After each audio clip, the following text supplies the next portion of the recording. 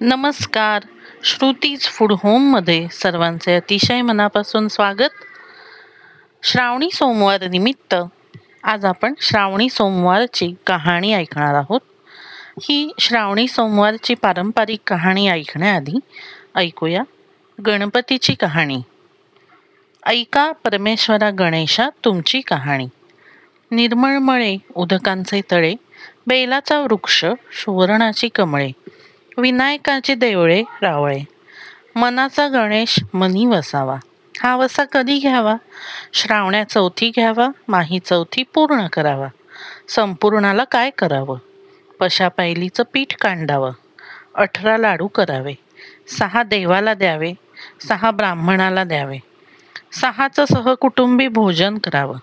अल्पदान महापुण्य, असा गणराज मनी ध्याईजे पाविजे, चिंतिले लाभिजे, मन कामना निर्विघ्न कार्यसिद्धी करीजे. ही 5 उत्तराची कहाणी, 5 उत्तरी सुफळ संपूर्ण. आता ऐकूया कहाणी सोमवारची. आटपाट नगर होतं. तिथं एक ब्राह्मण राहत होता.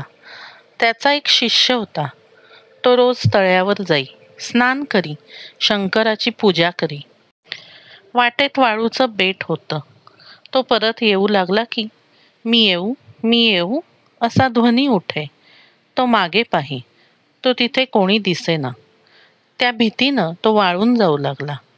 तेव्हा त्याच्या गुरूंनी त्याला विचारलं, खायला प्यायला वाण नाही बाबा, असा रोड का? तेव्हा त्याने आपल्या गुरूंना उत्तर दिले, खायला प्यायला वाण नाही, हाल नाही, अपेष्टा नाही, पण स्नान करून येते वेळेस मला कोणी मी येऊ असं म्हणतं. मी मागे पाहतो, तो कोणी दिसत नाही.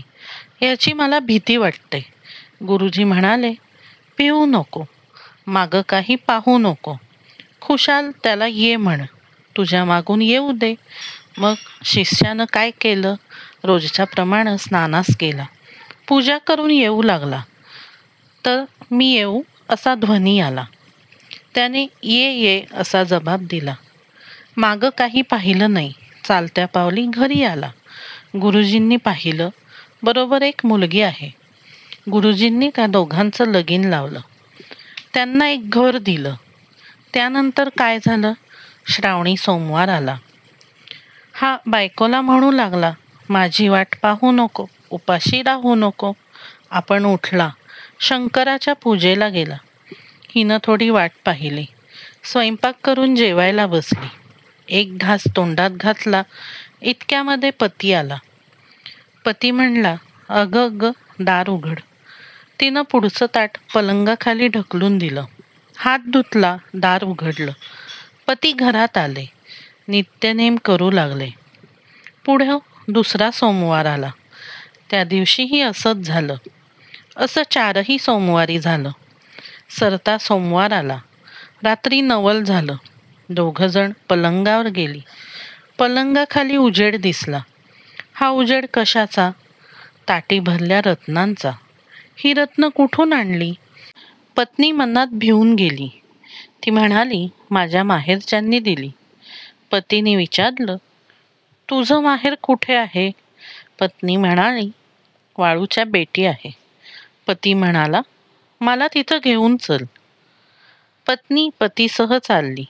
मनी शंकराची प्रार्थना केली, मला अर्धघटकेचं माहेर दे.